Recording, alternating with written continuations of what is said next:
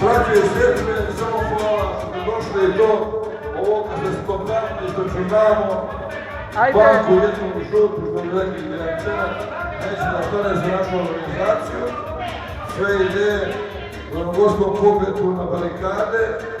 Mislim da ćemo odvojiti par stotina dolara da stavimo jedan oglas ove komunističke vesti, da se objavi taj spisak dobrovoljnih priložnika i ukupno što je bilo i koliko smo im poslali. Da ne bude da pravimo biznise kao ove druge organizacije i privatnici i tako dalje. Hoćemo naravno da odbijemo do ovoga ukupnoga. I drugo što da vam kažem, samo jedino, ova muzika je došla džabe. Dobro, nisu muzičari nikad džabe da pravi nešto neku crkaricu, ali uglavnom su zvanično došli džabe, što je vrlo čudno od muzike.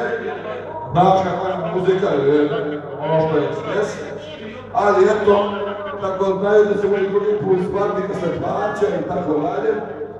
E sad, ako hoće, neka opiče još 5-6 pesama, ja sam drug, ja nemam da ih dajem, ako ko ima karticu, ali sumnjam da je pin tača. Prema tome, Marka, zabogavite, ako ste pjevate, malo pjevajte, eto tačno. I to je to, ajde, imate. Hvala lijepo, još par pesama za liječi za sve vas.